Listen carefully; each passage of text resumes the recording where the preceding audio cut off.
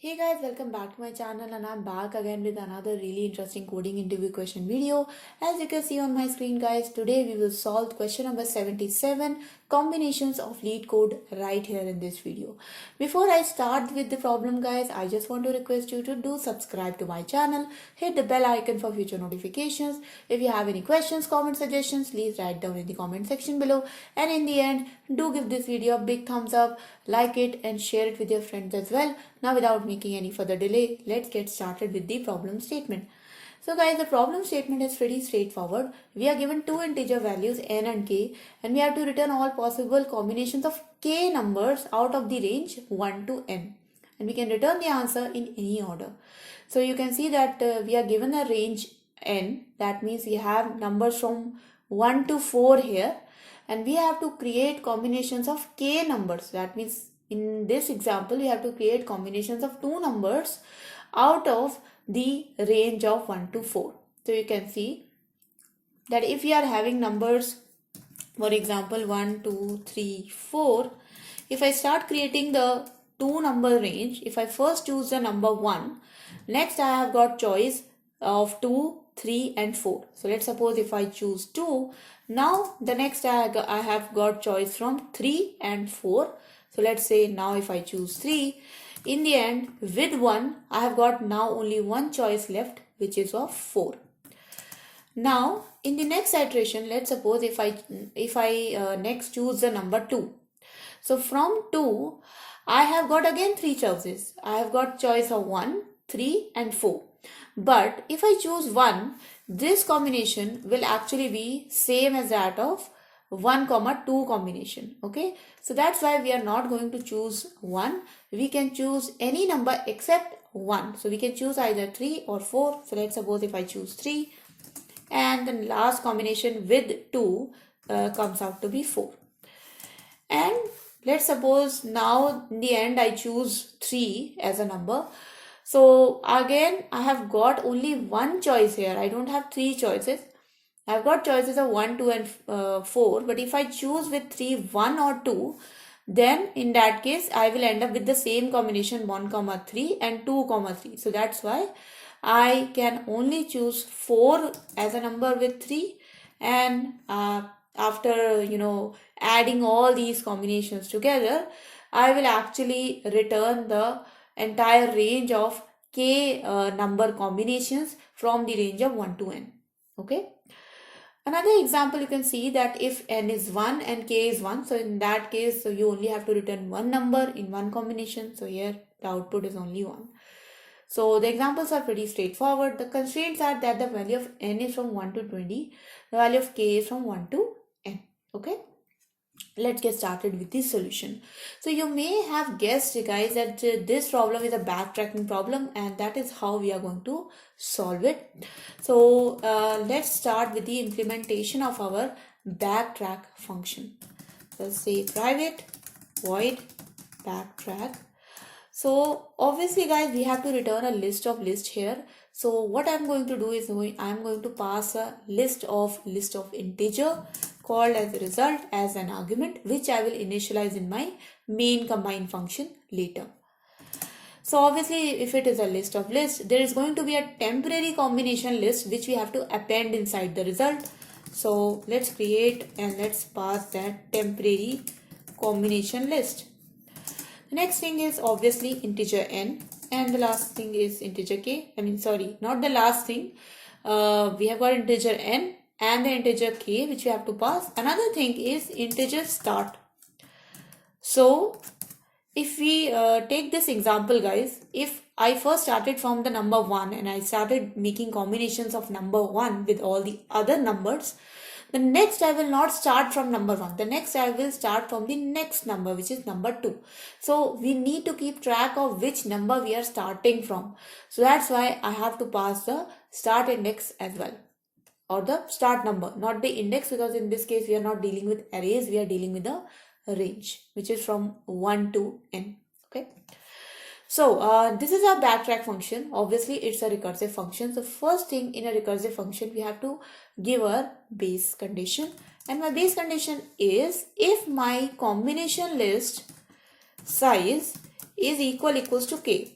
So because we can only create k number combinations, so if my combination size is already equals to k, it means that I have got my combination list. So I can simply add that list inside my result list. So result.add new array list, because you have to create a copy of this list. You cannot add this list as it is, because if it is a not if it is it's a reference object, and you will later need to modify it again. So that's why you have to make a copy of it and then add it inside the result list.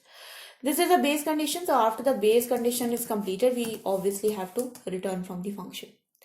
So now that we have added our base condition, now is the time to iterate over our range.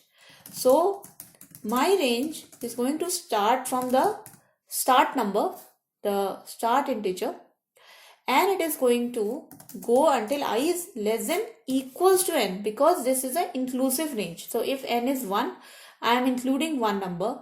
If n is 4, I am including the number 4 as well. So definitely it has to be I less than equals to n, and then I plus plus. So the first thing which we will do, we will going to consider the ith number. So combination dot add number I.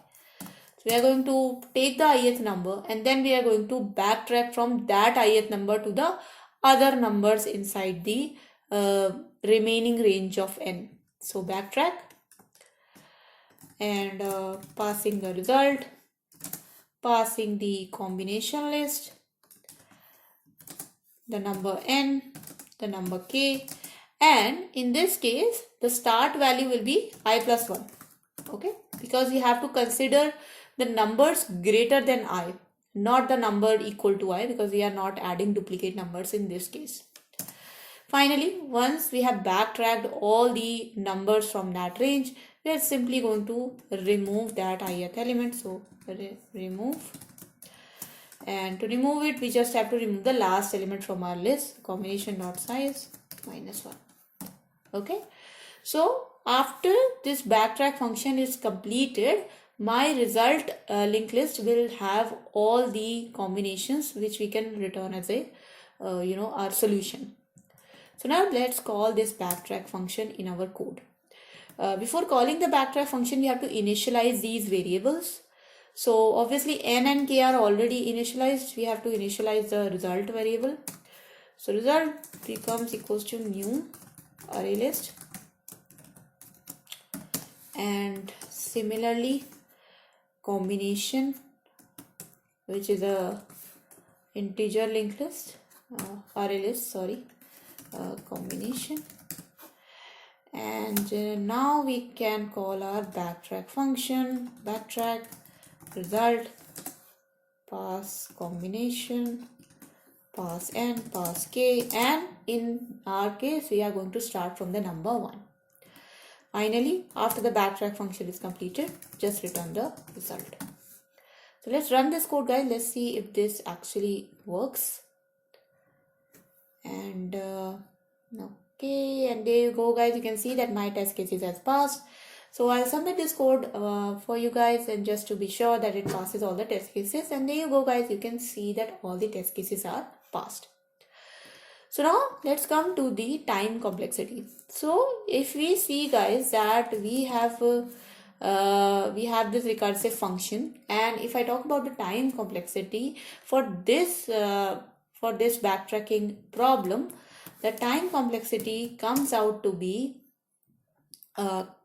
n to the power k, because obviously we have got a range of n, but we are making k combinations. So obviously every time you are making 2 combinations, 2 times you are recursive, and then you are going back. So the answer is, the worst case will be n times k, n to the power k.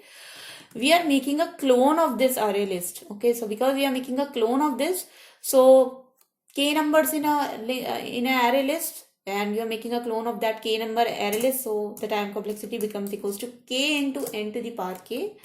But if you are going into the mathematical version and you know a little bit about the permutation combination formulas, then the actual complexity of this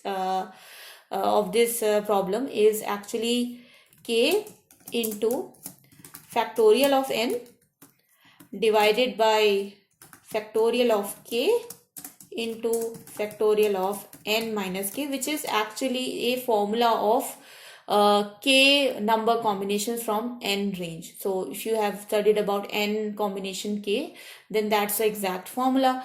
Normally this is not going to be asked in the interviews. If you just could say k into n to the power k, then that also makes up for the complexity of this solution. So that was the video, guys. I hope you guys enjoyed this video. You learned something from it, and hopefully our coding practice became a little bit better. If it has, guys, then please do not forget to subscribe to my channel. Hit the bell icon for future notifications. If you have any questions, comments, suggestions for me, please write down in the comment section below. I am definitely gonna read them, address them. And thank you so much for watching, guys. I'll see you guys next time. Until then, bye bye.